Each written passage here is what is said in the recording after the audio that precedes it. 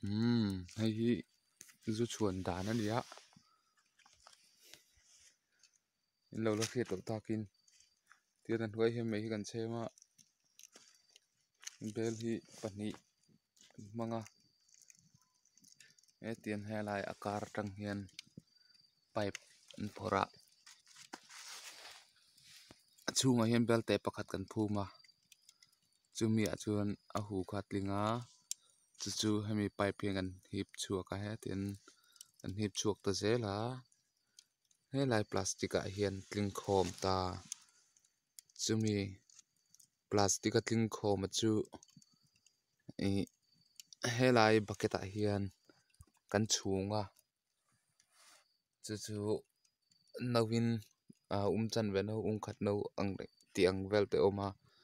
chu sarang kan pek le thin ani lo hriat lo takin kan ti ve do ve mai ni chu sarkar le mi khotlang watlang ko than